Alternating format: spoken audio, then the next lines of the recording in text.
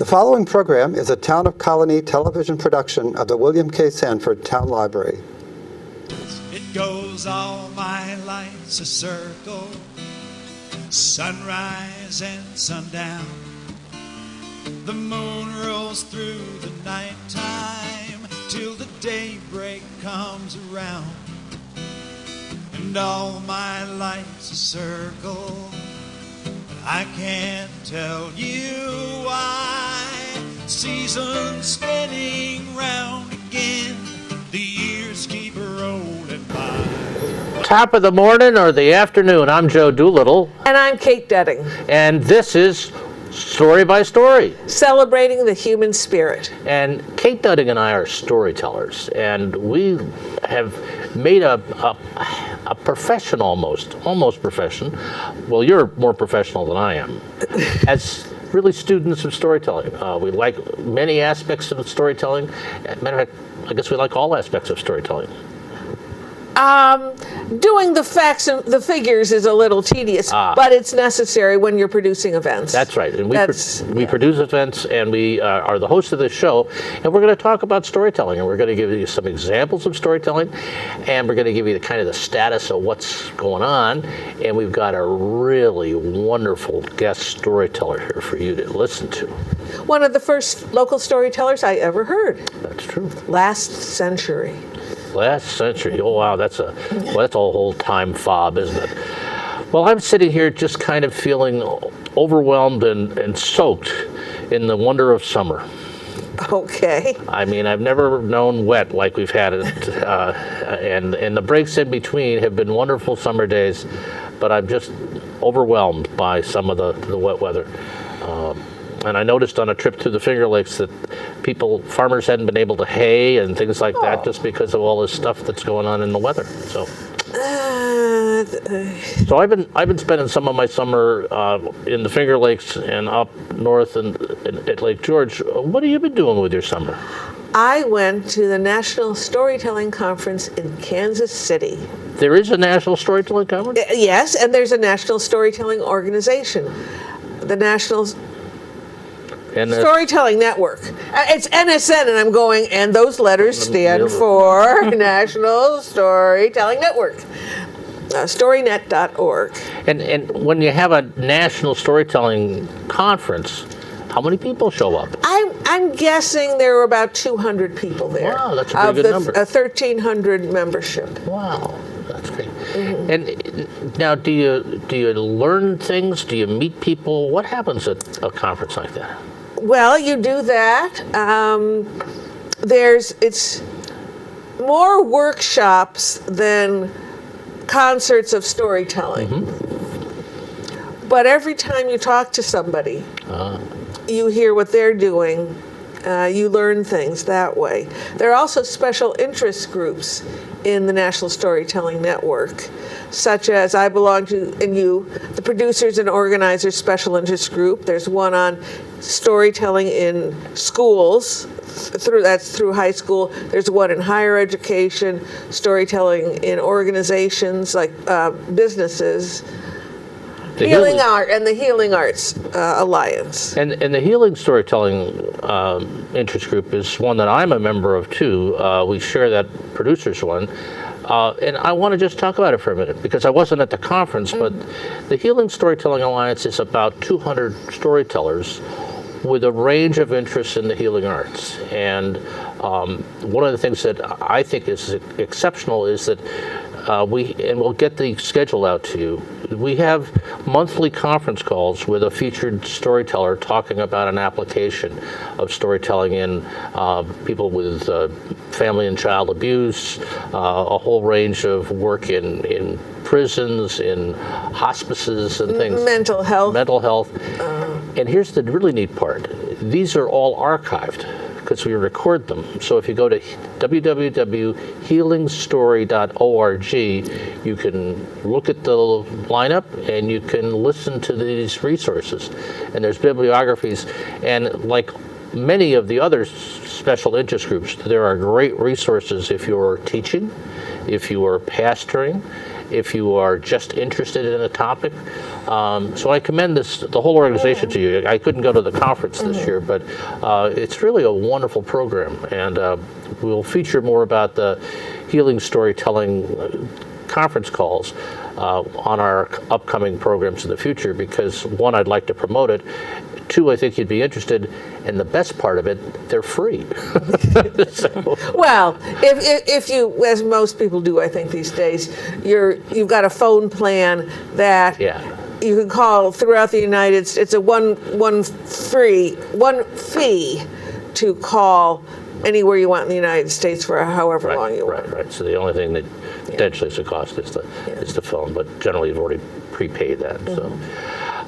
Well, that must have been interesting, and I really looked at the agenda with some interest, but somehow just getting out to Kansas City is a trip, by the way. You know, just Going to you. the center of the country. Yeah. The country is not 100 miles wide. Yes, Right. yes, good point. I mean, Well, it takes 2 plane trips from Albany, but I left at 10 in the morning, and I was there at 1:30 in the afternoon, which was really 2:30 our time because they're in the center. You go through town. So it's, and I was in my hotel room by 3:30. So, There you go. but you throw out some money for that. But the theme of the conference was on immigration and migration, and so we heard a lot of stories about immigrants, some told by themselves.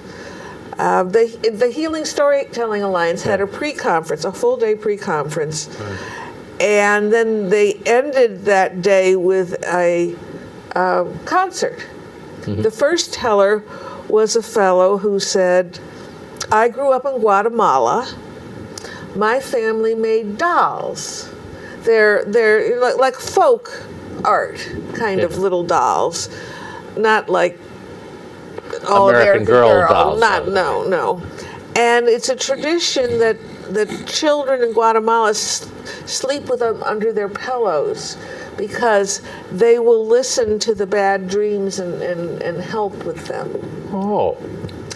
So the family, but it's a limited market within Guatemala for these dolls. But when the tourists came, were coming, that's how their family lived. What a story for the tourists. Oh, wow. Yes. However, when Civil War came in Guatemala, there were no tourists. Their family had no income. They had to leave or starve to death. And so they came to the United States as undocumented immigrants. Ah.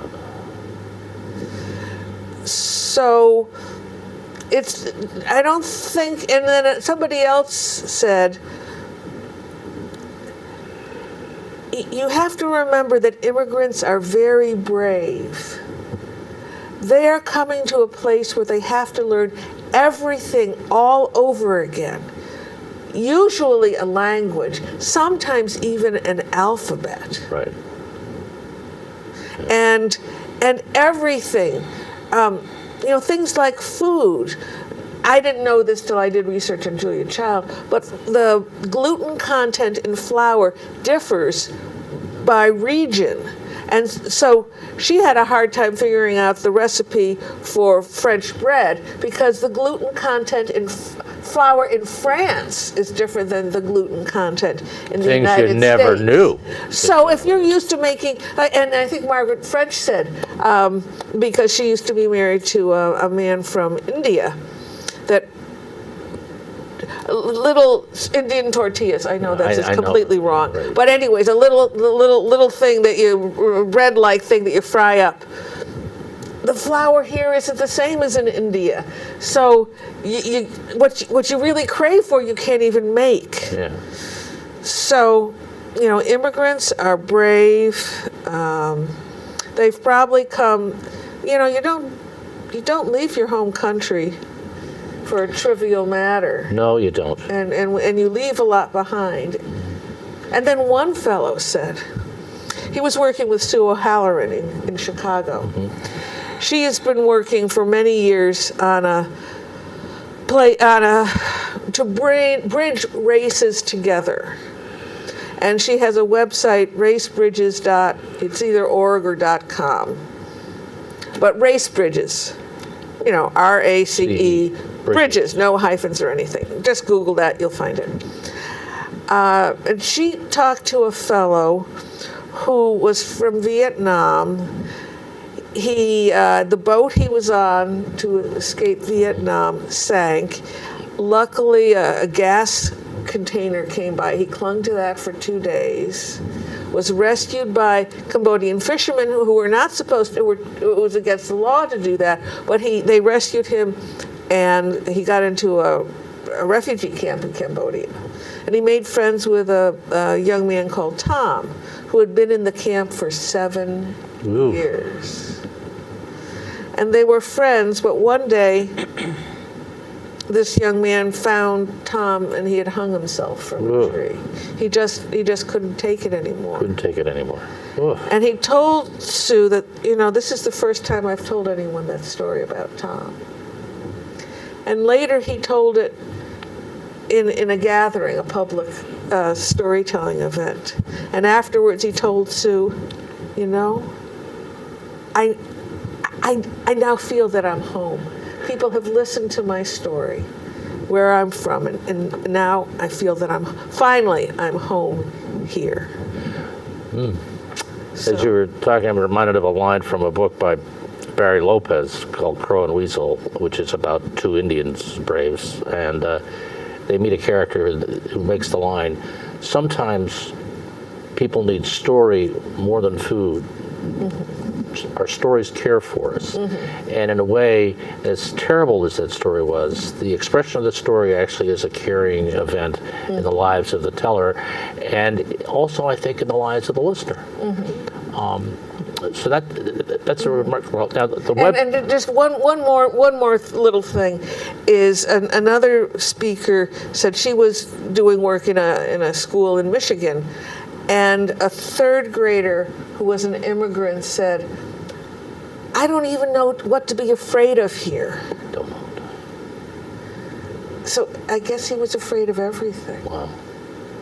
That guy needed a doll to put under his Yeah. So So if you want the website to kind of look at these things, it's National Storytelling Network, and that's storynet.org. Yeah. And then there's a link there to all these special interest groups, including healingstory.org, which is the Healing Storytelling Program. And I encourage you to go visit, because there's a great wealth of information there, and you can find stories and links that may care for you. Speaking of caring for us, you know that one of the people that I've cared a lot about in storytelling is Mary Murphy. I think she was one of the first people I heard tell a story to, and it was about a wide-mouthed frog, and I was so impressed that she could get her mouth to be that big. She did such a great wide-mouthed frog, and she's captivated me ever since. But I think the first story that I heard was about Olivia and her Barbie dolls. Oh, that was good too. The bridal doll your mother gave you. Oh, so dolls kind of are a feature today. Oh, I guess so. And we'd like to introduce you to this doll of a storyteller, Mary Murphy, direct from you, not from Kansas City, all the way from Albany, New York. Yes. Mary, welcome. Thank you so much. I'm so glad to be on this show. Well, we're Really looking forward to it. certainly pleased to have you. And as I was talking all about you, I realized that I just can't remember a pivotal bit of information, and that's how you actually started as a storyteller. Well, one thing that I'm interested in is that, and we can certainly talk about this later, but I know that you mentioned the wide-mouthed frog. Yes, I did. I keep it in And my... you mentioned New Friends, New Friends. which is a story that I wrote about and is told to adults. But the wide-mouthed frog is a story that I started with. I mean, that is my very first story. And before I tell you how I got into storytelling, I will just say that... Segue to the wide-mouthed frog, yes, okay. There was this woman named Louise Kessel. I have no idea where she is now, but I believe she was from North Carolina. And she came up to Colony Center one day, and she was in Macy's. Like, she was smack dab in the middle of Macy's, and she had little chairs surrounding her, and she had a microphone in her own chair. And there were kids, and there were parents, not a lot. But I heard her tell this story, The Wide-Mouthed Frog. And as soon as I heard it, I said, I know that story. I mean, I had never heard it before, but it just came into me. And so I have her to thank for telling her own version. And since then, I've heard 150,000 of them, really. But and then somebody, oddly enough, called me. This was a few years ago, who was publishing a book about storytelling, and she said, my niece and nephew told me about a storyteller who told them the wide-mouthed frog one time, and I've always wanted to hear. It was a woman. I always wanted to hear her tell it, and finally I found you on the internet. I'm not sure how, and she heard me telling that version of the wide-mouthed frog that they loved, and I'm not sure even what city she's from, but this woman, Louise, was from North Carolina, and came to Albany and dropped off her story before she went back. And then I, in turn, infected somebody, or affected someone. Infected. It's a very small Yes. change of words, Right. change of letters. In some other part of the country, and it just goes to show you how storytelling can the stories change with each teller, but they're passed on and they grow and they grow, and it's a very organic thing. And people from different backgrounds respond to them, and Yes. they remember stories. Lectures, usually not so much. so much. Stories, I always think Stick of with you. like the priest in church, and he gets up to give a sermon, and everybody's thinking about, when I get out, what am I going to make for dinner? What am I going to do afterwards? Are we going to go sailing? I think she's wearing a new outfit. I wonder where she got that. Right. And then all of a sudden, he'll say, and when I was a boy, my mother and I did this. And there's that quiet that comes over everyone. Right. They want to hear the story. Everything changes. His voice changes, the speed of everything changes, and suddenly everyone is right there with him. I've seen it happen a million times. Yeah, And yeah. you too. You've seen that happen. Well, and when I chaplain over at Albany Med as a volunteer, I have breakfast often with Father Bob Leone, who's one of the chaplains at Albany Med. And he actually passes his homilies around the hospital in an email, because people want his message, but what they want is that embedded story that he's built into his homily. And he'll say, people will walk around, they won't remember anything of the real message, but they'll remember the story. But if you remember the story, the in that way. message is Right. in the The story. story, right. I was taught you don't end, and the moral of this story is, for a couple of reasons. One, I think you're speaking down to your audience. Right. Two, really, people hear what they need to hear, and they come up with their own message in the story. And maybe that's it. But it's limiting. And if you say this is the moral, people go, oh, I thought it was that. I guess I was wrong. And it was like, no. Yours is better than Aesop. And one of the hardest things, if I could just say, one of the hardest things to do, I find, in my storytelling, is not to say, the end. Okay, you can clap now. But to give that audience a chance to, yes, digest. Settle. Yeah, Settle. reflect. Yeah. Think of the story, take it in, and do what they want with it. Right. And that's a very hard. I try to get my students. You said one remarkable thing. You said that I knew that story as you were Yeah. you were integrating it into yourself as you listen to it. Right. And that's a special relationship between the teller and you, because that doesn't happen very often. No. And So the first rule of storytelling is only tell stories you love, and that story, or that resonate with you, if you will. But Right. And one of the other lessons is, if you want to become a storyteller, you stumble into a storyteller in Macy's. That's kind of how it happened to you. it's a good place to shop. in Chapter 1. Chapter one. Shop at Macy's. Enough of this talk about stories. Do you have a story that you can share with us? Yes. But do you want to hear how he got into storytelling? Sure. Sure. That story too. No, the reason why I'm going to tell it is because I wanted to tell stories for children. But I started as a lover of the theater and a lover of acting, and I even got degrees in the theater. I went to school for drama, and when I finished, I went to New York City, and I started right out auditioning and singing, and my aunt was down there with me, and I had a place to stay, and I actually met my husband. was going to say my first husband for some reason, but Well, the well, one that and is only. true. Gabe refers to me as her first husband. Yeah. I refer to mine as my late husband. Late husband. He's often late. He's still alive. Back on track. You're Yes. in New York City, Yeah. You're very good at getting us back. But anyway, when I did finally move up to Albany, Leo and I wanted to continue with my performing. So it was a matter of loving the performance idea and channeling that into something that I could have control of, unlike a community theater or something where I'd have to be in an organization. And I stumbled upon storytelling. I started with poems by Shel Silverstein. And I found them and I just love them. But of course, they're written by Shel Silverstein. And I did them in school a little bit and gave him credit. But then when I went a little further and a little deeper, of course, I found folktales. Starting with the Legend of Sleepy Hollow. I think that was my very, very first one. And a storytelling librarian out in Voorheesville gave me my first chance to do a performance. And I did it for kids. And I realized, as you probably know, that kids listen on a whole different level. They actually start breathing with you as you're telling the story.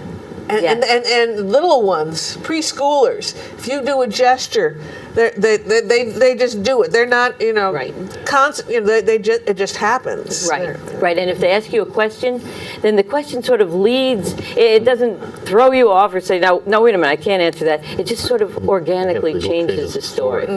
Yeah. So I love storytelling, and when I got around to it, I made a CD called Murphy Stew. It started out as a tape. It started out as a tape. I didn't know what a CD was. And I had a lot of my favorite stories on, and they were stories for kids. And I realized as I was coming to this show today how much my storytelling has changed. But I sort of wanted to get back to my roots today. And as you mentioned the wide-mouthed frog, that was the story that I was thinking about telling.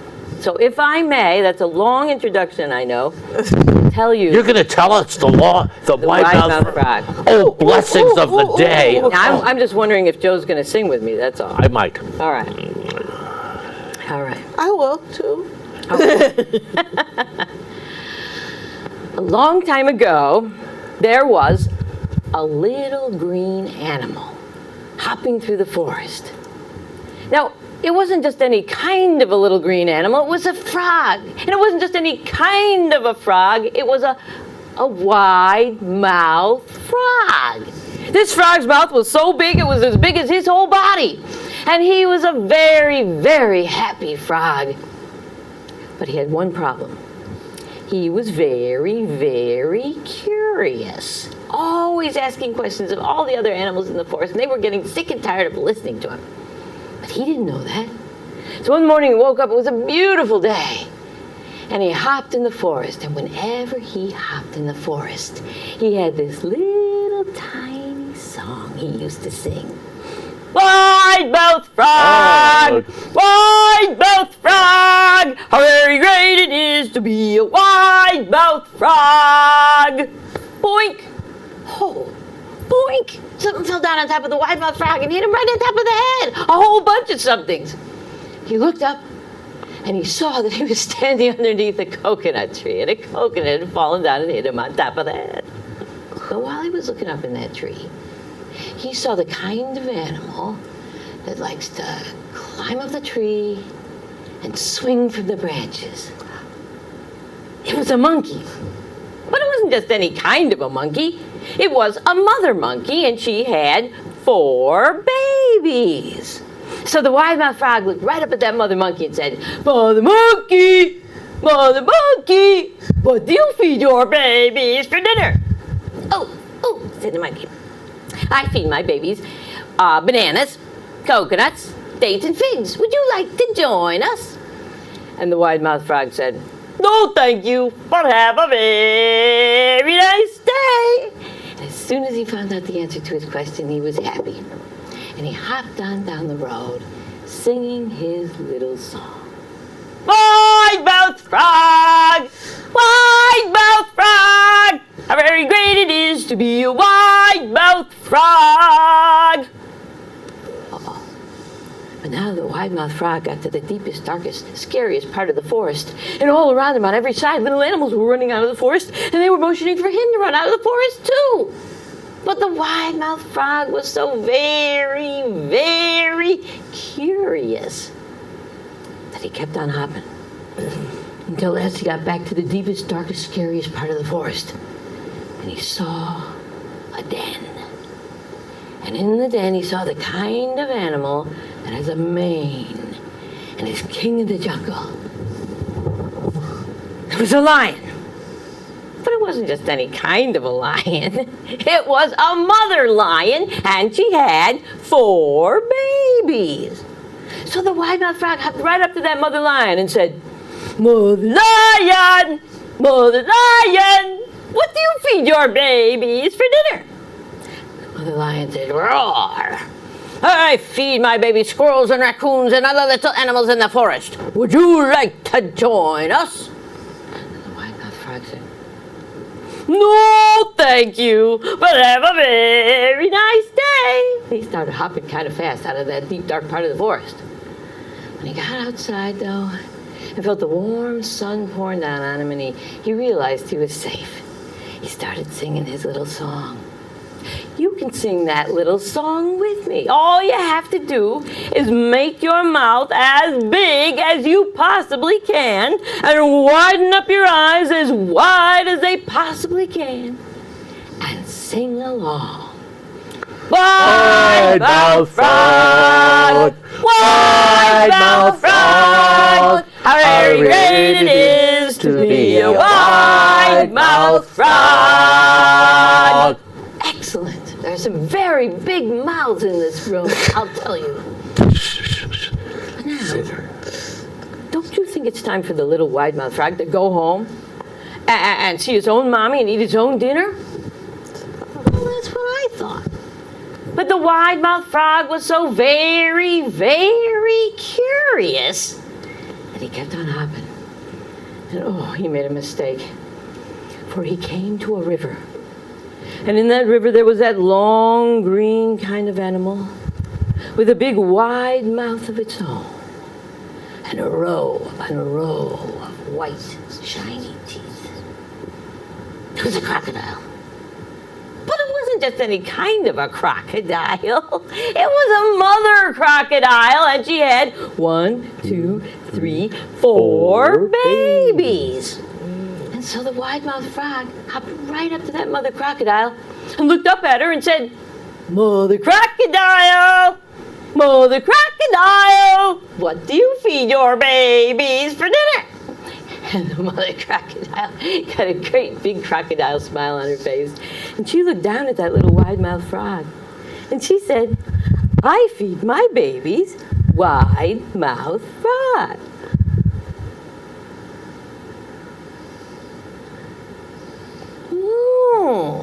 Said the wide-mouthed frog. Said he made his mouth as small as he possibly could make it. I didn't know that. And the wide-mouthed frog looked up, and as he was looking up, the mother crocodile bent down, and she said, Would you like to join us? And the wide-mouthed frog said, No, thank you, but have a very nice day. And he started hopping backwards away from that river as fast as his little green legs would carry him. He was so scared that he decided to sing his song to keep his courage up. But he couldn't sing it like he usually did. He had to sing it like this.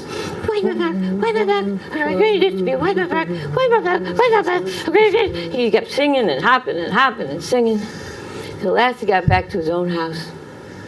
And his own mommy was cooking his own supper. And he sat down and ate it. It was wide-mouthed flies. His absolute favorite. But he learned a big lesson after that. He was never very, very curious again.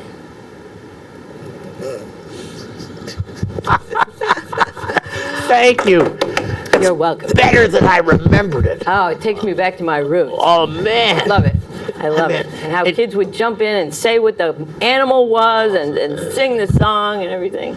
I just, I hadn't thought about that story until I walked in the room here and saw you.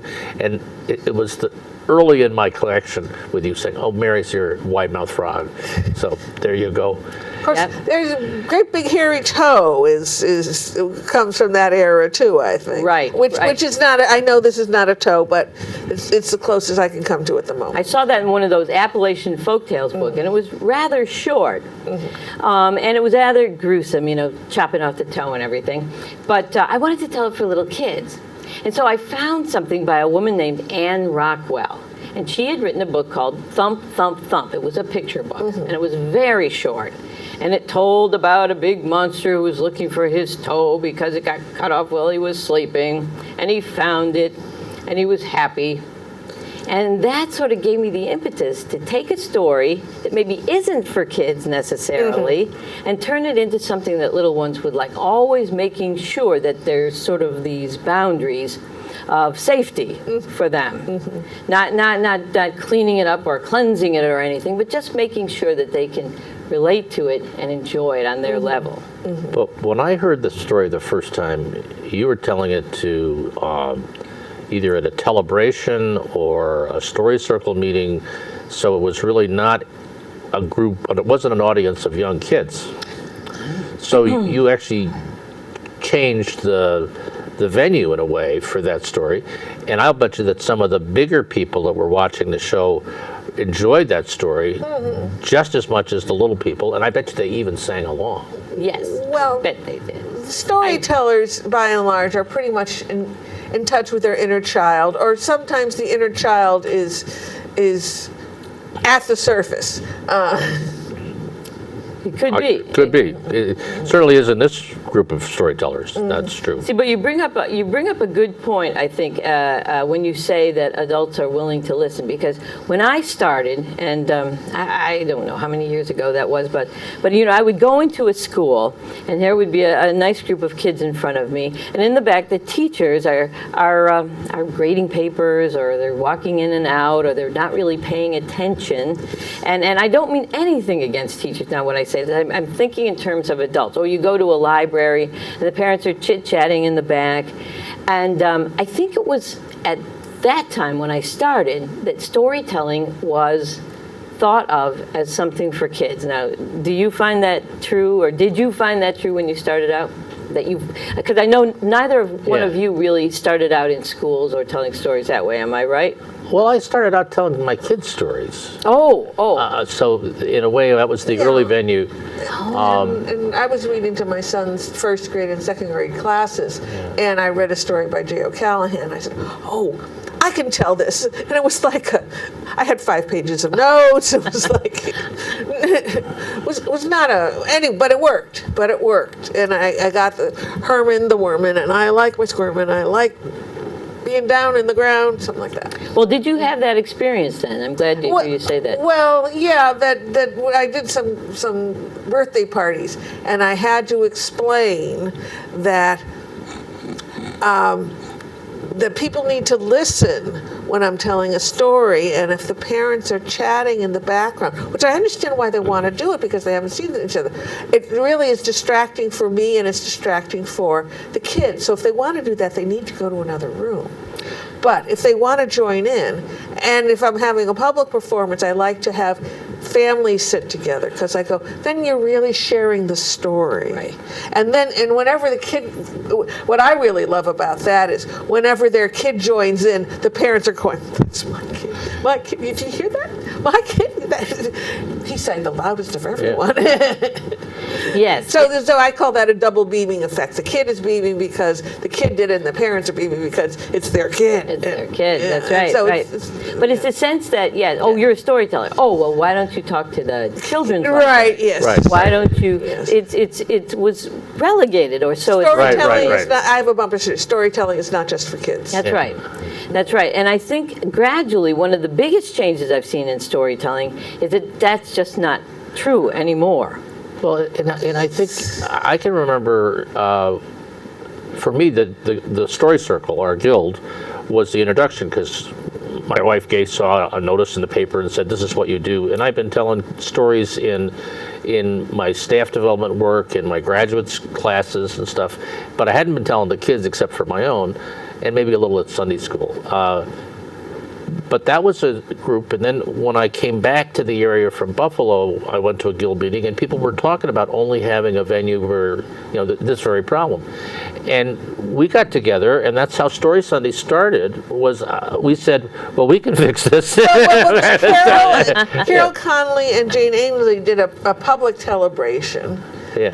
And then two more happened, and we had a mailing list of like 500 people, and I think the conversation went, Joe, we have 500 potential listeners. We're only giving them something once a year. Can't we do something? And you said, I know Angelo Mazzone. yeah. Wow. That was, and Angelo, when I told him what we wanted, he said, so you want me to treat you guys like the Rotary Club? And I said, I guess so. And, That's the cheapest record we can get. so that became the nucleus and of that it. Sunday night's a lull time for my private parties, so that would give my staff more work to do. If we Yes. if we had to renegotiate again, I'd get a percentage of the bar bill too. We gave him the bar bill. That was probably the only. People who listen to stories drink. Not necessarily, but Sometimes they leave their wine over here until they're done telling stories. That's and true. That's true. That's true. right. Oh, yeah, you too. Yes. But I think that it's, unfortunately, it's developed with The Moth and This American getting Life. better. It's getting better and a lot more meaningful as method. And if you think about how much we talk about method in terms of how you tell and what kind of genre works and things. It's really come a long way. Oh, it's come a long way. And see, the thing is that when you're mentioning The Moth and things like that, people are seeing themselves as storytellers. That's true. Now, in the spring, in March, I did a workshop at the Easton Library, and it was for seniors, I guess you would say, and to write a memory story and publish it in a book. And I thought no one would write. I was really, that's what the organizers wanted. And so we made it a writing workshop, but I never dreamed they'd want to write these stories down, but they did. And they were so eager to tell the stories, to read the stories, and now we're putting them into a book with my husband Leo is helping and turning it into a publication. Really? And Great. a printed book, right? And we're thrilled to do it. The stories are so good because, of course, people say, "Oh, I'm not a storyteller. Right. I could never be a storyteller," and that kind of thing. But then, when they start bringing up their memories, their faces change. I mean, the sort of blood comes into their cheeks, and their eyes sort of light up. I mean, you've seen it 100 times. Right. I saw Kath. I like to, when I'm in the audience of storytelling, I like to be able to see the teller, and I like to be able to see some of the audience. Yes. And I saw, it was one of the early celebrations, either the second or the third, because we were at GE's Research Center when they still had an auditorium, and someone was on stage, and Kathleen Gill was over there, and suddenly I saw what she looked like when she was 10 years old. Yeah. She was in her 50s then, I bet. And it hiked the Appalachian Trail. Yeah. But her face just she was enthralled with the story, and Right. it was wonderful. Right, and then as you know also that people can tell a story, or the storyteller can tell a story, or someone from the audience, and it brings up the memories of other people, and then they begin telling their stories. Right. All they have to do is feel that you really want to hear. Right. And sometimes they might be intimidated by a performance or something like that, but really when you can put the performance aside and hear the tale, the story, it's just wonderful. Yeah. I sometimes think about that as the generative power of story, that after you've told in a situation like the Round Table of the Moth and somebody else gets up who's inspired and encouraged by your story, or the person who gets that funny look on their face while you're telling, and something you've said has taken them some other place, and they've just followed their own little story and they're gone. Yeah. And I used to worry about that, but the more I listened to that was a good thing, because they had actually picked up on the story themselves. And And Well, we're at 38 minutes out of our 58, so we need to go on. oh, okay. We got to do a commercial break about storytelling. Yes. Coming attractions, there aren't a lot, so we'll get back to Mary. Don't go away. A number of our monthly events are on summer break. First Tuesday's Tales and Stuff, the open mic for storytelling up in Saratoga, Shawnee Evenings at the Irish American Heritage Museum, and the Interfaith Story Circle program are all on summer break, but they will be back in September. And unfortunately, Janet Carter is moving south to still in the Hudson Valley, so not going too far, but she will no longer be living in Saugerties, so her series at the Inquiring Minds bookstore in Saugerties is over. It's over. But the next Story Circle meeting will be on Wednesday, August 16th at the Pine Hills branch of the Albany Public Library. At 6:15 we have some sort of learning session. Somebody must get working on that. Yep. It's usually a roundtable discussion, and then at 7 to 9 we have sharing of stories under development. Only telling, no reading, please. Listeners are welcomed. And if you're telling a story, you can say, I just wanted to tell it to people. Thank you very much. Or you can hear the nice things. What do we call them? Affirmations. Affirmations. And then, or you can ask, if anybody had a problem or they have suggestions, or I wanted to make sure people knew who was talking when the mother and the daughter were talking. Was that clear? Whatever. The teller is in charge. Mm-hmm. So, and we're very kind. We don't go, that's the worst story ever. Have you ever heard a story worse than that? And the nicest thing for us as kind of longer term storytellers is when a new storyteller shows up and wants to try something out. Mm-hmm. And that's always refreshing and it's fun. And so if you're out there, we encourage you to show up at one of the Story Circle meetings and tell a story. Mm-hmm. But a really fabulous series that does happen in the summer is at Schoharie Crossing in Fort Hunter, New York, just beyond Amsterdam. The Not Just for Kids storytelling has been going on. This is its 26th season. It's free Sunday nights, rain or shine, and starting at 6 p.m. And we have fabulous tellers. Well, Well, it's really it's a member of the guild that's hosting that. Right. But other than telling people about it, I really have nothing to do with it. Occasionally I'm a teller, not this year. But since this is our August program, if you're seeing this early in August, Elizabeth Ellis is one of my mentors, a fabulous storyteller from Dallas. But she grew up in Appalachia. And so she's in the circle. She's not only in the circle of excellence of the National Storytelling Network, but she's in the Lifetime Achievement Award group. So, then Peter Cook is on the 13th. He's a deaf teller, so he signs, and he has a companion who speaks. But but tellering isn't just about speech; it's body and face, and movement. Then Michael Reno Harrell, who is another out-of-towner, is coming in. Then Joe Bruchak will be on the 27th. Even though he's local from Greenfield Center, he's internationally known. And then Becky Holder on September 10th will be ending it. She was one of the founders of Story Circle. Right. And a fabulous storyteller.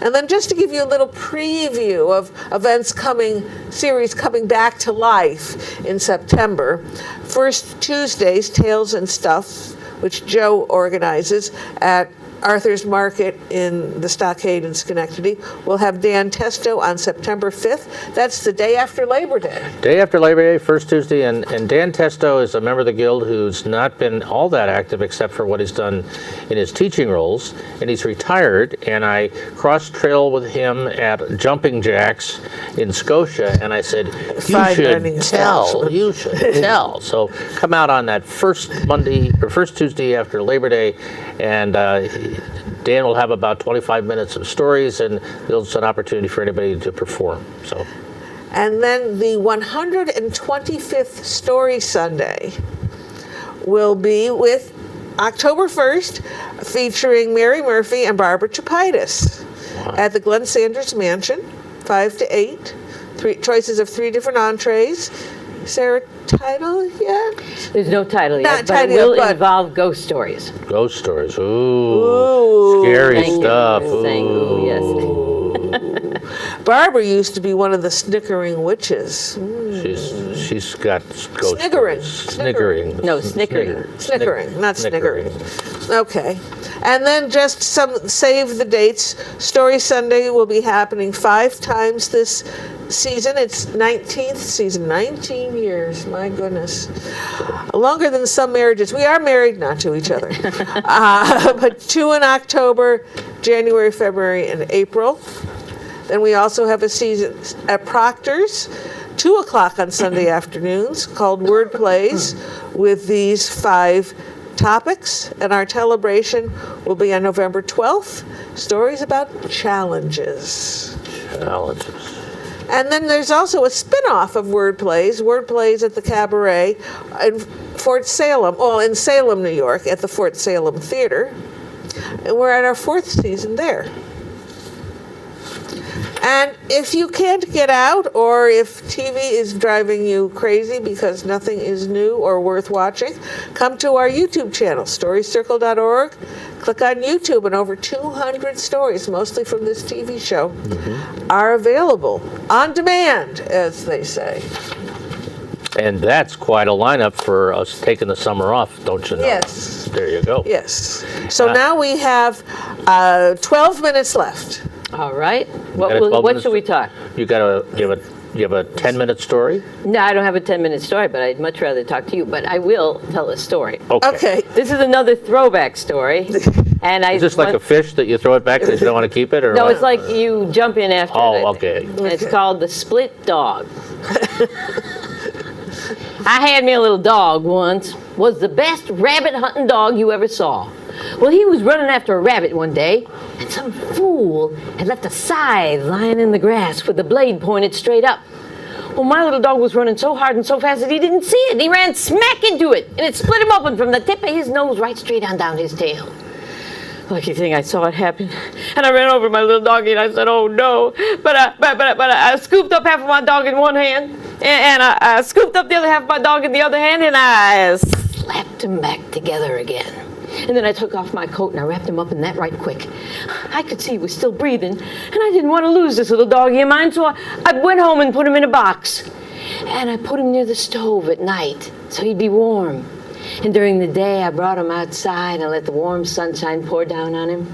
I was really worried, but I did this for 3 weeks, every night and every day, until I finally got up my nerve to look in that box and see if he was all right. Well, I went over and I looked in, and I saw him start to wiggle a little bit. So I said, oh, Mary, you're on the right track, you're on the right track. I kept him bandaged for another 3 weeks just to be on the safe side. And then one day I was walking along that box, and what do you think I heard? Woof. Woof. Woof. He barked. Oh, my land, I cried. I took him out of the box. I brought him outside. I started unwrapping him, and in a few minutes, out he jumped. Spry as ever. But don't you know, in my excitement, I did a terrible thing to that little dog of mine. You don't want to put him back together? I put him together the wrong way, too. He had 2 legs sticking up in the air and 2 legs down on the ground. Half of his head was pointing north, and the other half of his head was pointing south.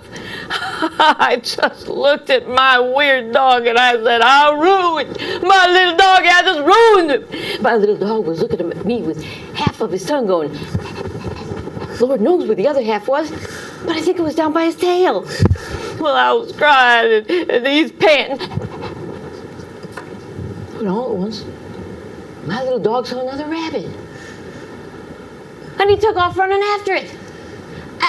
And do you know he turned out to be an even better rabbit hunting dog after that?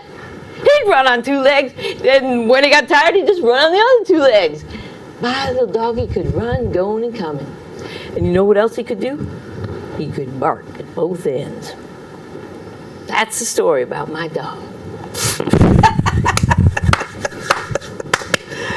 And well, I'm sure your CD, now does your CD have that story on it? It doesn't. It I think doesn't. I realized that it didn't, but I think I learned it right after, and I've been telling it low these many years. But they didn't. Your doggy face is priceless, Oh, and good. and just wouldn't have popped out. Well, you're so animated that people would, with good imaginations, would have figured you would have some wonderful face, but. It was a particularly wonderful doggy face. I've heard you tell that story too, and I knew what was coming, and it didn't make any difference. Well, we It laughed. was You said, just I've got a story called that. We both laughed and Right. going, oh, you people must wonder What- what is going on.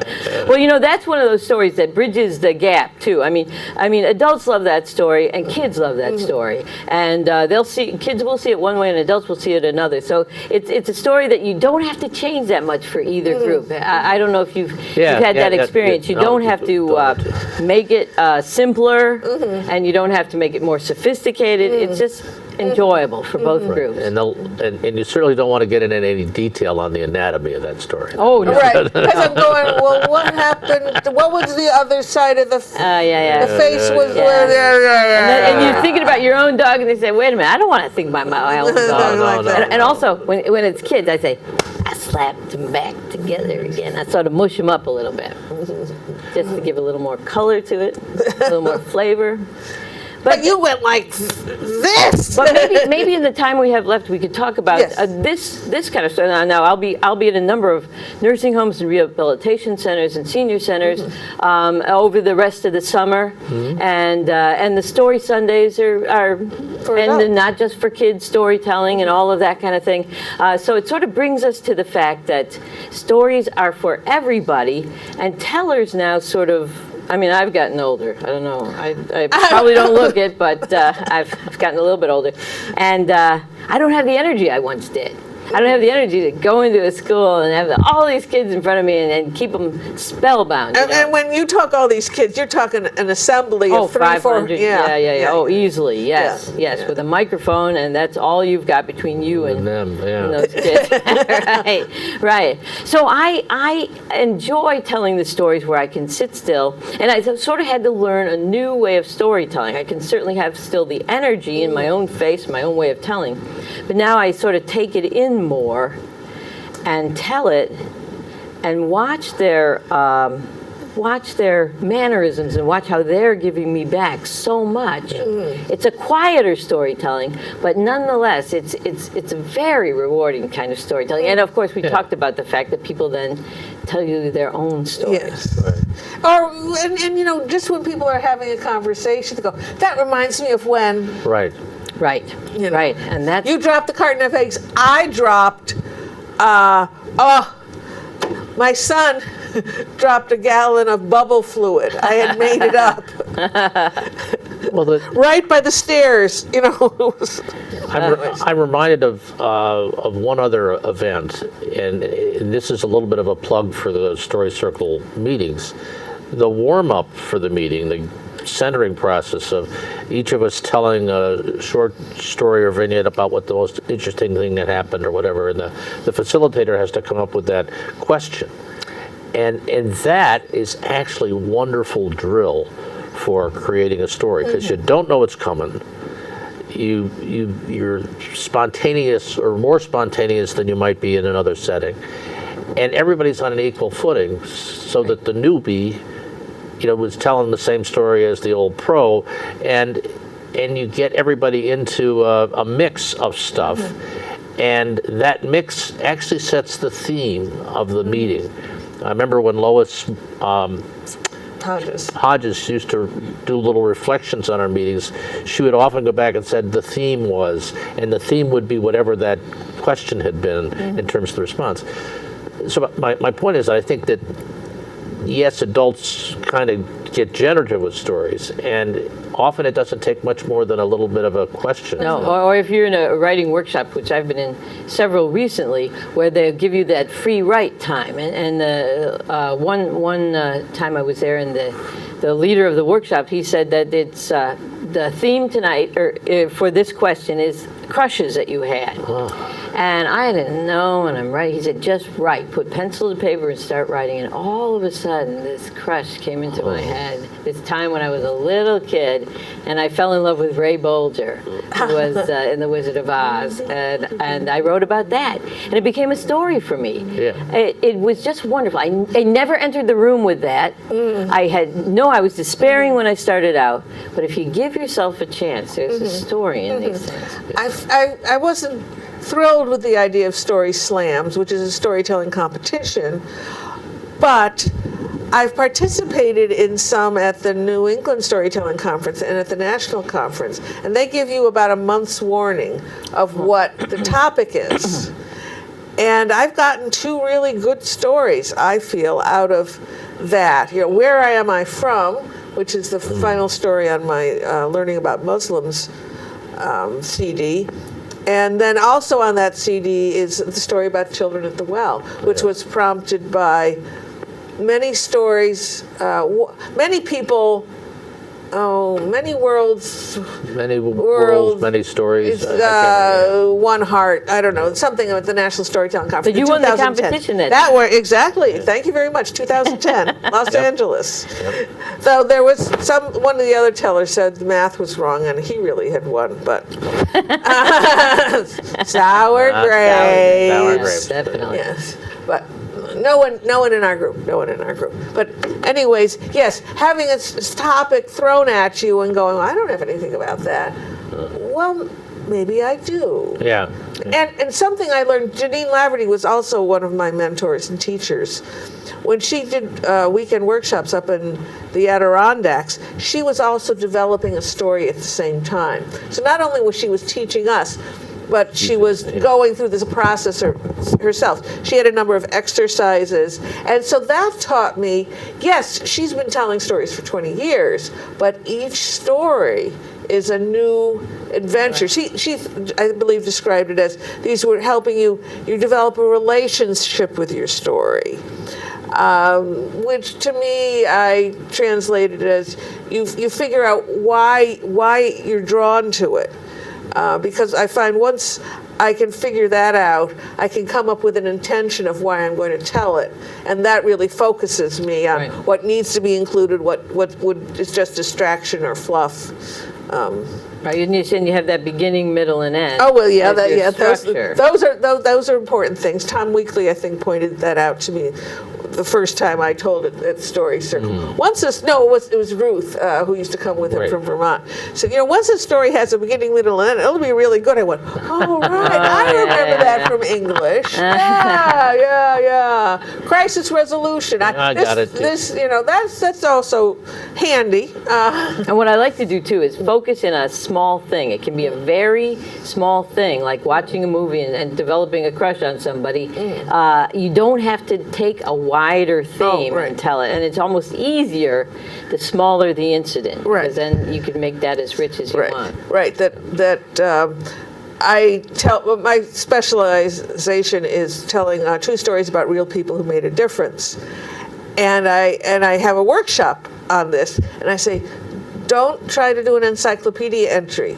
Nobody wants it. If you're that interested in this person, have a series of stories. It may be a whole program, but there'll be different stories focusing on different points. And we have 30 seconds to say goodbye. It sneaks up. Well, I think this was one of the most enjoyable hours of conversation and story. Yes. Thank you, Mary Murphy. We've only scratched the surface. You'll have to have me back. That's true. And thank you very much for joining us. We hope you come back again. Much good cheer. It goes all my life's a circle, sunrise and sundown. The moon rolls through the nighttime till the daybreak comes around. And all my life's a circle, but I can't tell you why. Seasons spinning round